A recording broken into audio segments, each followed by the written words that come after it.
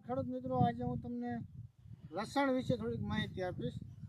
આ લસણ છે એ આપણે 70 દિવસનું થયું છે અને આની અંદર હવે થોડા ઉપરથી શેડું છે એ હુકાવા માંડી છે.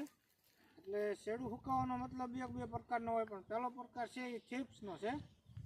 અને આપણે થીપ્સ છે એ દૂરથી નરી આંખે જોઈ ન શકીએ, એટલે એને જોવા માટે આપણે આપણો ફોન લઈ લેવાનો અને ફોનની અંદર આવી રીતે આમ લસણના પાનને જરાક ખંખેરવાના, એટલે આમાં થીપ્સ છે કે નહીં ખબર પડી જાય.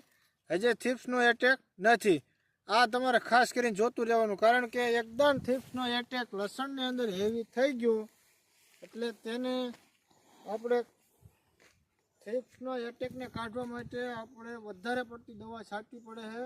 અને તોય આપણે જેવું ઉત્પાદન લેવું હોય એવું આવતું નથી અને પાંદને એકદમ ખુબડ કરી નાખે. અને પાંદ એકદમ ખુબડ થાય એટલે લસણ છે એ ખોરાક ન બનાવી શકે, કારણ કે છોડનો ગમે એ પાકનો છોડ ખોરાક બનાવે. એટલે પાંદને આપણે સ્વસ્થ રાખવાનું હોય.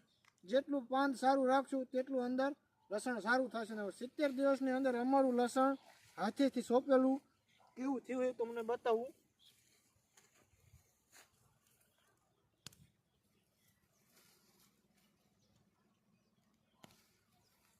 સિત્તેર દિવસની અંદર આપણું લસણ થઈ ગયું છે. હજી હવે અંદાજે 60 દિવસ ઊભું રહેશે ત્યારે સંપૂર્ણ લસણ પાકીને તૈયાર થઈ જાય છે. 70 દિવસમાં આટલો કાંદો તૈયાર થયો છે, આપ જોઈ શકો છો. અને આવડો છોડ થયો છે. છોડ પણ હજી વધશે અને કાંદો પણ વધશે. અત્યારે એકદમ લસણ સારું અને નરવું છે. વિડીયો ગમે તો ચેનલને સબસ્ક્રાઈબ કરી નાખજો, ફેસબુક પેજને ફોલો કરી નાખજો. જય જવાન જય કિસાન.